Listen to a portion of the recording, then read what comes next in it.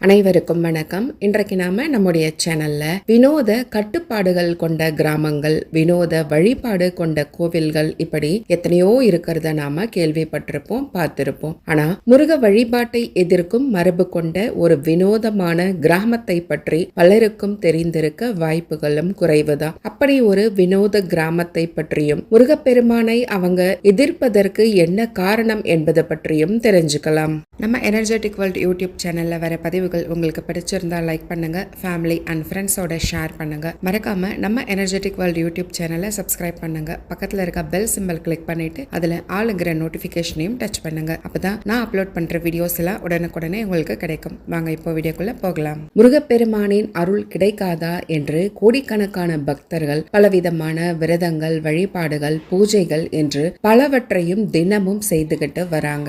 ஆனா முருகப்பெருமானை நாங்க வழிபாடே செய்ய மாட்டோம் என்று சபதம் எடுத்து முருகப்பெருமானையும் முருக வழிபாட்டையும் எதிர்க்கும் முறையை பல நூறு ஆண்டுகளாக கடைபிடிக்கும் ஒரு பாரம்பரிய மரபையும் வழிபாட்டையும் பற்றி பார்க்கலாம். தமிழ் கடவுள் என்று போற்றப்படும் முருகப்பெருமானை உலகம் முழுவதிலும் உள்ள பல கோடி மக்கள் இஷ்ட தெய்வமாகவும் குல தெய்வமாகவும் வழிபாடு செய்றாங்க. கலியுகத்தின் கண்கண்ட கடவுள் என்று கூட பக்தர்கள் பலர் முருகப்பெருமானை கொண்டாடுறாங்க. ஆனா முருகப்பெருமானை வழிபடாத முருக வழிபாட்டையே எதிர்க்கும் ஒரு வினோதமான கிராமம் இருக்கு. அதுவும் நம்முடைய தமிழ்நாட்டில் இருக்குன்னா நம்பவா முடியுது? அப்படி ஒரு வினோத கட்டுப்பாடு கொண்ட ஒரு மரபும் கிராமமும் இப்பவும் இருக்கு. இந்த கிராமம் எங்க இருக்கு? இவங்க ஏன் முருகப்பெருமானை வழிபாடு செய்வது கிடையாது என்பதற்கும் மரபு ரீதியாக ஒரு ஆன்மீக கதையும் கூட சொல்லப்படுது. ஒரு முறை ஈசன், பார்வதி, மகாவிஷ்ணு இந்த மூன்று பேரும் பூமியில் இன்று மதுரை மாவட்டத்தில் உள்ள கருமாத்தூர் என்ற கிராமத்திற்கு வந்தாங்களாம். பூமிக்கு வந்த ஈசன் கழுவநாதன் என்றும், பார்வதி தேவி பேச்சி அம்மன் என்றும், விஷ்ணு மாயன் என்றும் அழைக்கப்படுறாங்க. இந்த மூன்று பேர்ல கழுவநாதனுக்கும் மாயனுக்கும் இந்த இடம் பெரிய அளவில் பிடிக்காததுனால இரண்டு பேரும் இரண்டு வேறு திசைகளுக்கு போயிடுறாங்க. ஆனா பேச்சி அம்மனுக்கு மட்டும் இந்த இடம் மிகவும் பிடிக்குதாம். அதனால அந்த இடத்திலேயே தங்கறதுக்கு முடிவும் செய்யறாங்களாம். அந்த இடத்தை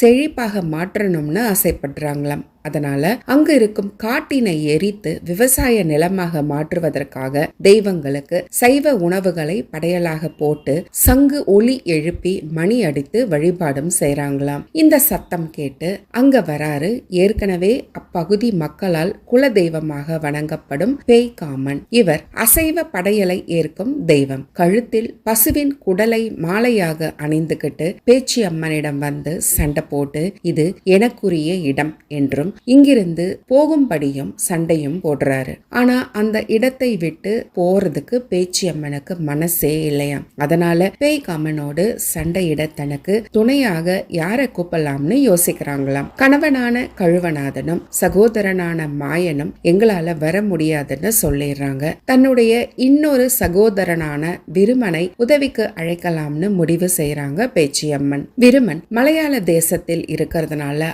அங்கு சென்று நடந்த எல்லா விஷயங்களையும் சொல்லி விருமனை தனக்கு உதவிக்கு வருமாறு அழைக்கிறாங்க பேச்சி அம்மன். இதை கேட்ட விருமன், இங்க இருக்க மக்கள் எனக்கு தினமும் 4 வேளை படையல் போட்டு பூஜை செய்து வழிபாடு செய்யறாங்க. அப்படி இருக்கும் பொழுது நான் எதற்காக இந்த இடத்தை விட்டுட்டு உன் கூட வரணும்? அப்படி நான் வரறதா இருந்தா நான் கேக்குறத உன்னால தர முடியுமான்னு கேக்குறாராம். நீ எதை கேட்டாலும் நான் தரேன் என்று பேச்சி அம்மன் வாக்கும் கொடுத்துறாங்க. அதற்கு பிறகு விருமன், நான் உனக்கு உதவி செய்ய வேணும்னா எனக்கு தினமும் ஒரு கர்ப்பிணி பெண்ணையும் கர்ப்பமாக இருக்கும் ஒரு பசு மாட்டையும் பலி கொடுக்கணும்னு கேக்குறாராம். இதை கேட்டு பேச்சி அம்மன் அதிர்ச்சி அடைந்தாலும் கூட பேய்காமனை எப்படியும் வெல்ல வேண்டும் என்பதற்காகவே விருமன் சொன்ன காணிக்கையை தருவதாக சொல்லி அழைச்சுக்கிட்டும் வராங்க. விருமனுக்கும் பேய்காமனுக்கும் பிரபஞ்சமே அதிரும் வகையில் மிக கடுமையான சண்டையும் நடக்குது. இந்த சண்டையில பேய்காமனின் குதிரையின் பின்னங்காலை முறித்து விடுறாரு விருமன். இரண்டு தெய்வங்களுக்கும் நடக்கும் சண்டையை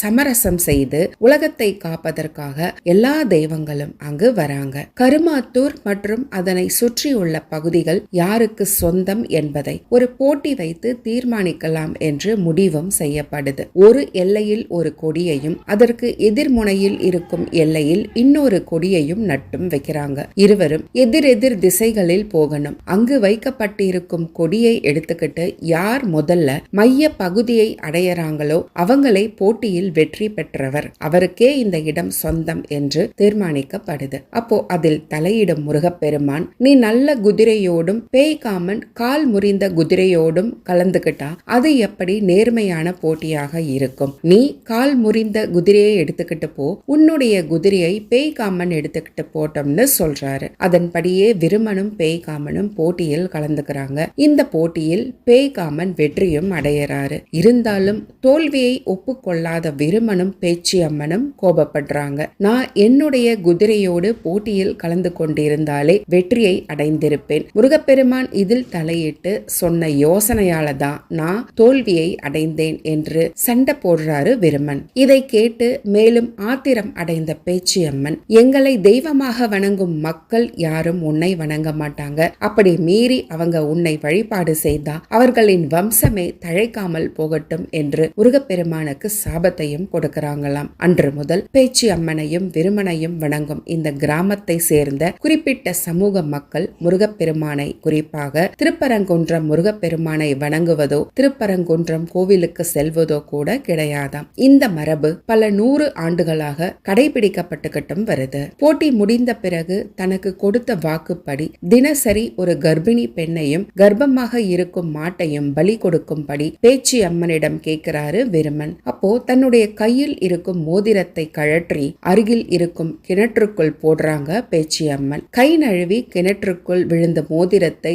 எடுத்து கொடுங்க அண்ணா என்று விருமனிடம் கேட்கிறாங்க. தங்கையின் மோதிரத்தை எடுப்பதற்காக கிணற்றுக்குள் விருமன் இறங்கிய நேரத்தில் பெரிய பாறையை வைத்து இந்த கிணற்றை மூடியும் விடுறாங்க பேச்சி அம்மன். எதற்காக இப்படி செய்து என்னை ஏமாற்றுகின்றாய் என்று விருமன் கேட்க, நீ கேட்டது போல தினமும் ஒரு கர்ப்பிணி பெண்ணையும் கர்ப்பிணி மாட்டையும் பலி கொடுத்தா இந்த பகுதியின் மனித குலமும் விவசாயமும் அழிந்தே போகும். அதனால நீ கேட்ட காணிக்கையை என்னால் தர முடியாது. வேண்டுமானால் ஆண்டுக்கு ஒரு முறை ஆடி கடைசி வெள்ளிக்கிழமை அன்று ஒரு கர்ப்பமான ஆட்டை உனக்கு பலியிடுறேன் என்று சொல்றாங்க பேச்சி அம்மன். இப்பொழுதும் கூட வருடத்திற்கு ஒரு முறை ஆடி கடைசி வெள்ளிக்கிழமை அன்று மட்டும் இந்த கிணறு திறக்கப்படுதாம். அதற்கு அருகில் ஒரு கம்பத்தில் சலங்கையை கட்டி வைப்பாங்களாம். கிணற்றை திறந்த கொஞ்ச நேரத்திலேயே அந்த சலங்கை தானாக ஆடி சத்தமும் போடுமா. அப்படி சலங்கை சத்தம் கேட்டதும் விருமன் வெளியே வந்து விட்டதாக நினைத்து அவருக்கு